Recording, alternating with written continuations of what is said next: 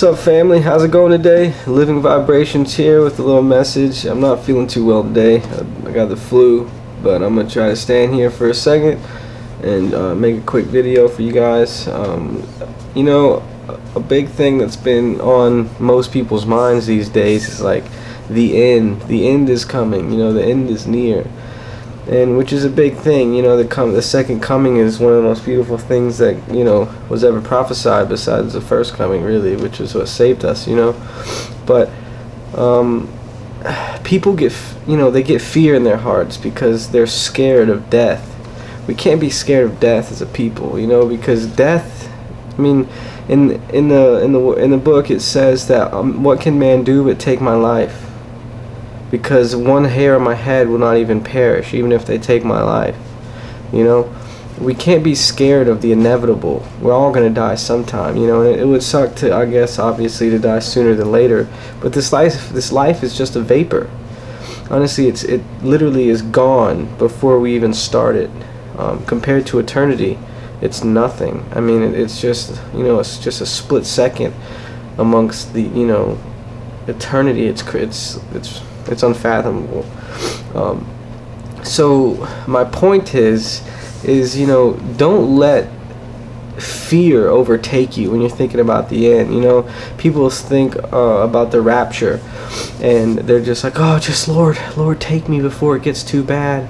You know, and that's fear talking. You know, because obviously, of course, we would love to be in the rapture, whatever you want to call it. Obviously, rapture isn't written in the word. It's just like a word that we came up with later to describe what Jesus called his coming in the clouds and gathering the elect from the earth, the four corners of the earth.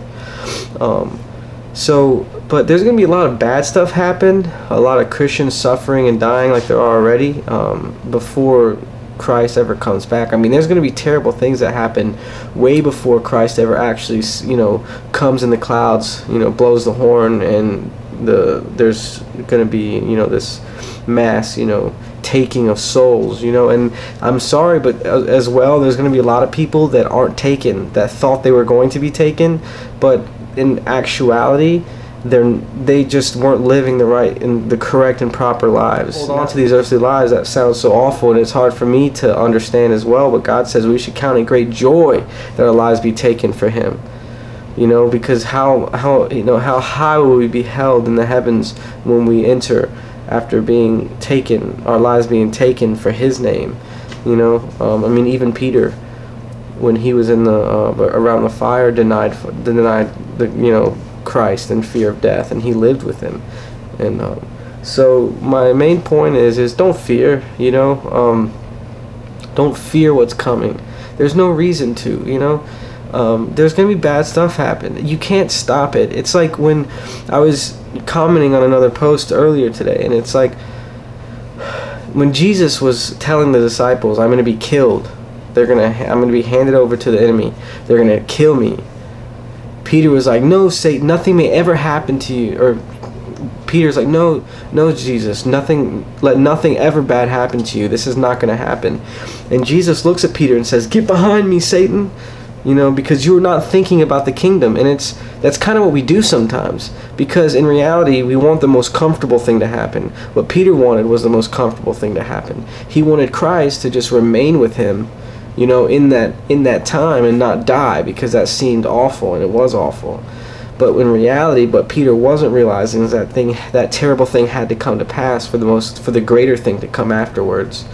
And that's kind of like this tribulation period. We, you know, like, yeah, we can pray that, like, you know, we take back America and all that stuff, which I seriously doubt at this time that we're ever going to take back America. I mean, we're at a point in our lives where Christians are getting less and less, or a point in time where Christians are getting less and less and less popular. You know, people don't like us even more and more and more and more. You know, we have, you know, less and less and less, you know, say so in government, and it's like we shouldn't be scared of that, you know, because that's the way it's been prophesied. And if you're praying against prophecy, like if something is happening and you're like, they told us about this, we need to pray and make sure it doesn't happen, like, are you trying to postpone the kingdom from coming? Like, because we selfishly want to live a little longer, or like I understand I have 3 kids, and like it's hard thinking, you know, that my kids might have to grow up in a time where Christians are persecuted and you know, and burnt at a stake or something like that. But like that's gonna happen. But I just have to keep in my heart, I have to keep this peace in my heart that tells me no matter what happens, you know, this life is just for a second and the kingdom is forever. So sorry, I'm feeling sick. But just don't be scared. There's no reason to be scared, you know. That's what they want. That's what they want from you. They want you to be scared. They want you to focus on. I know people that read Revelation all the time. That's all they read, to focus. And it's like, that's not the point.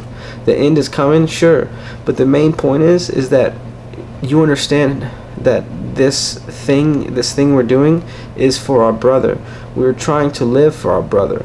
We're trying to grow for our brother. We're trying to help save our brothers and our sisters, everyone. That's what I mean by brothers, just everybody, our family, this earth, these humans, you know.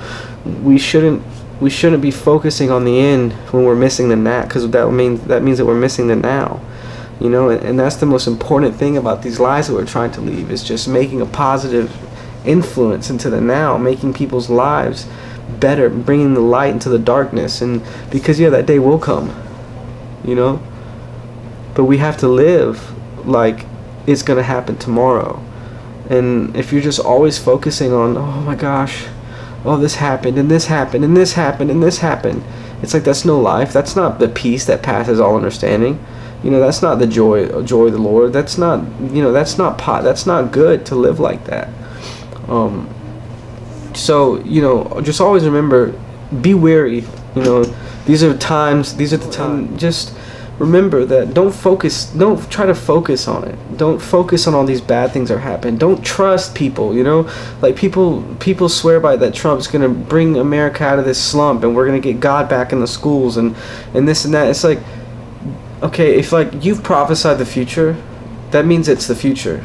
So if God prophesied the future, it's not going to not be the future. It's not like it's an option. That's what's going to happen. In order for that to happen, things have to progressively get worse and worse and worse and worse. And in order for it to do that, whoever's on the scene right now, they're supposed to be there. They're put there by those elite people, those people that are trying to make this, you know, this world the way that the Bible talks about, like worse, you know, like as in the days of Noah, you know.